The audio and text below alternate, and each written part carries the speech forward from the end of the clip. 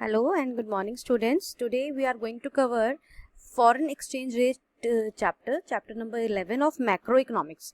हम लोग अपनी macroeconomics कवर करते हुए अपने सेकंड लास्ट चैप्टर पर आ गए हैं.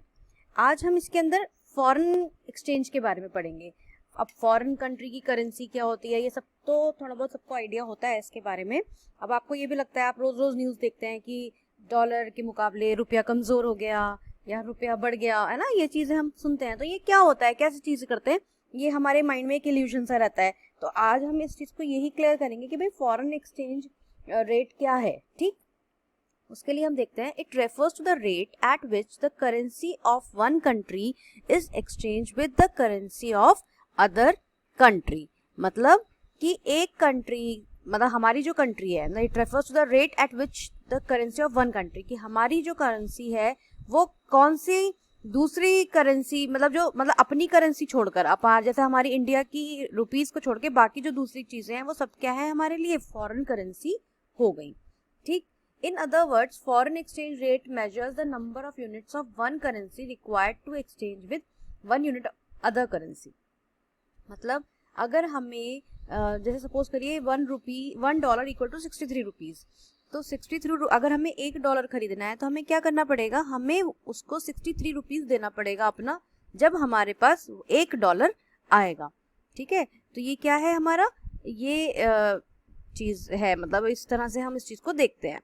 अब वो मैंने आपको बताया फॉरेन एक्सचेंज क्या है, कि हमारे लिए हमारी कंट्री की करेंसी छोड़कर, मतलब रुपीस छोड़ के बाकी जो भी है, पाउंड हो, दिनार हो, डॉलर हो, वो सब क्या हो गई, वो हमारे लिए फॉरेन करेंसी हो गई. ठीक, अब हम आते हैं करेंसी एप्रिसिएशन. डेप्रिसिएशन. डेप्रिसिएशन क्या होता है आपको पता है सबको, घटना, किसी भी चीज़ की वैल्यू कम होना, तो वो क्या होता है, डेप्रिसिएशन होता है. तो ऐसे ही हमारी करेंसी में भी डेप्रिसिएशन है. It refers to the decrease in value of domestic country currency in terms of foreign currency. मतलब जैसे कहते हैं ना कि रुपया डॉलर के मुकाबले गिरा या कमजोर पड़ा, तो मतलब कि हमारा जो करेंसी है वो डेप्रिशिएट हो गया, कम हो गया वो. ठीक, अगर हमारी कंट्री की जो मतलब करेंसी गिरेगी तो क्या चीज होगा, क्या बढ़ेगा, एक्सपोर्ट बढ़ जाएगा, है ना. और अगर करेंसी एप्रिसिएशन का मतलब क्या हुआ, कि हमारी करेंसी बढ़ रही है, रेट बढ़ रहा है उसका, तो वो इसका मतलब क्या होगा कि वो किस चीज को इनवाइट करेगा, वो इम्पोर्ट्स को इनवाइट करेगा, क्योंकि हमारी जो करेंसी है उसका करेंसी का एप्रिसिएशन हो गया. ठीक, अब type of foreign exchange rate क्या है, किस किस तरह के फॉरेन एक्सचेंज रेट होते हैं, तो ये 3 टाइप्स के होते हैं. फिक्स्ड एक्सचेंज रेट, फ्लेक्सिबल और मैनेज्ड एक्सचेंज. और हम कौन सा अडॉप्ट करते हैं ये भी मैं आपको बताऊंगी. सबसे पहले हम देखते हैं फिक्स्ड एक्सचेंज रेट सिस्टम. इसके अंदर क्या है, मतलब कि जो मतलब एकदम फिक्स है, उसे हम क्या बोलेंगे, हमारा फिक्स एक्सचेंज रेट बोलेंगे. मतलब हमारी जो करेंसी है उसकी, मतलब जैसे गवर्नमेंट ने किसी बाहर एक्सटर्नल चीज पर डिपेंड करवा दिया कि भाई हमारी जो करेंसी है ना वो डिपेंड हो गई किस पर, कि गोल्ड पर. अगर गोल्ड का रेट बढ़ेगा तो करेंसी का बढ़ेगा, गोल्ड का रेट घटेगा तो करेंसी का घटेगा, है ना. इस चीज को, इसको क्या बोलते हैं हम लोग, फिक्स्ड एक्सचेंज रेट बोलते हैं. ठीक, तो अब इसके अंदर क्या है कि अगर मतलब इसको ना पैरिटी वैल्यू ऑफ करेंसी बोलते हैं, क्योंकि ये गोल्ड और सिल्वर पर डिपेंड अगर करने लग जाए तो. ठीक, मतलब एक तरह से ये कह सकते हो आप कि इसको हमने किसी करेंसी के साथ बांध दिया, मतलब जैसे कि डॉलर के साथ बांध दिया कि अगर डॉलर बढ़ेगा तो बढ़ेगा, घटेगा तो घटेगा, है ना. इस तरह से ये चीज हो जाएगा. इसके बाद है फ्लेक्सिबल एक्सचेंज रेट सिस्टम.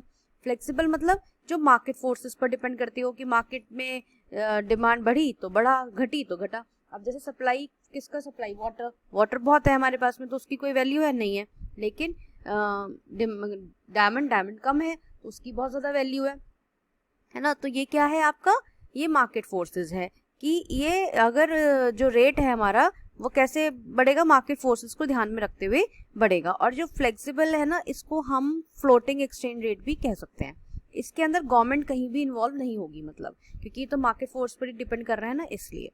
अब थर्ड है हमारा managed exchange rate system. Managed exchange rate system का मतलब क्या है, कि ये दोनों का कॉम्बिनेशन है, गवर्नमेंट फोर्सेस का भी और मार्केट फोर्सेस का भी. ठीक, लेकिन इसका जो सारा चीजें डिपेंड किस पे करेगा, सेंट्रल बैंक पर. मतलब क्योंकि सेंट्रल बैंक हमारा जो मेन आरबीआई है वो सारा कुछ देखता है, तो वो चीज किस पे देखा जाएगा, वो सेंट्रल बैंक हमारा इसको वॉच करेगा, क्योंकि करेंसी भी कौन छापता है? सेंट्रल बैंक की छापता है ना। तो ये चीज इसके अंदर आ गई। और इन जो इसके अंदर हमारी करेंसीज होती हैं वो उस चीज को देखता है कि कब बढ़ रही है, कब घट रही है, या क्या किस मार्केट फोर्सेस के थ्रू बढ़ेगी। ये सारी चीजें डर्टी फ्लोटिंग भी इसके अंदर कहलाती हैं। ठीक, तो ये हमने अपना अभी कुछ पार्ट फॉरेन एक्सचेंज का कवर करा। अब थोड़ा सा जो हमारा चैप्टर रह गया हम नेक्स्ट में कवर करेंगे। Thank you. Hello students and welcome back. हम लोग पढ़ रहे हैं अपना फॉरेन एक्सचेंज रेट। आज हम लोग देखेंगे इसके अंदर डिमांड ऑफ फॉरेन एक्सचेंज की। किसी भी चीज़ की डिमांड कब होती है, जैसे कि डॉलर की, या मतलब हम कौन सी करेंसी की डिमांड ज़्यादा कर रहे हैं। तो करेंसी तो कोई भी हो, फॉरेन करेंसी, हम उसकी डिमांड कर सकते हैं, डॉलर, पाउंड, दिनार। बट एक एग्जाम्पल इसके अंदर हम डॉलर का ले रहे हैं, तो उसकी डिमांड कब कब बढ़ेगी वो चीज़ देखनी है हमें। तो सबसे पहले तो क्या है, for making payments of import of goods and service from a foreign country. अगर आपने कहीं से गुड्स को इम्पोर्ट करा, खरीदा कहीं से, अपने यहाँ पे इम्पोर्ट करवाया, तो आप उसको पेमेंट कैसे करोगे? उसी की करेंसी में तो करोगे ना, है ना। तो टू अंडरटेक फॉरेन टूर। अब अगर आप टूर मतलब टूरिज्म पे जा रहे हो, वहाँ घूमने जा रहे हो, तो फिर आपको उन्हीं की तो करेंसी चाहिए होगी ना। अगर आप कहीं यूएस जा रहे हो तो आपको डॉलर ही चाहिए होगा, रुपीज़ लेके तो घूम नहीं सकते वहाँ पर, क्योंकि आपको सारी चीज वहाँ पे करेंसी क्या चलेगी? डॉलर वाली चलेगी। Purchasing assets in foreign countries. अगर आप वहाँ पे जाके कुछ एसेट खरीद रहे हो तो भी आपको क्या चाहिए होगा? फॉरेन करेंसी चाहिए होगी वहाँ पे कुछ खरीदने के लिए। For making unilateral transfer to abroad. Unilateral transfer का मतलब क्या होता है? ऐसा ट्रांसफर जो वन साइडेड हो, मतलब कि हम ही दे रहे हैं खाली, जैसे कि गिफ्ट हम एग्जाम्पल में ले सकते हैं, उसे यूनिलेटरल ट्रांसफर बोलते हैं। When people want to make gain from appreciation of currency. Appreciation मतलब कि जैसे अगर मान लो अभी डॉलर 60 रुपीज़ का है, मतलब 60 रुपीज़ का $1 है, तो मैंने खरीद लिया, जब वो 62 का होगा तो मैं बेच दूंगी, यानी कि स्पेकुलेशन करना। जो लोग इस चीज़ पे काम करते हैं उनको भी वो उसके लिए वो भी डिमांड के अंदर ही आएगा। ठीक, स्पेकुलेशन आप इसको याद रख सकते हो। अब बात आती है हमारी rise in demand of foreign exchange. अगर इसकी जो इंक्रीज होती है तो क्या होगा?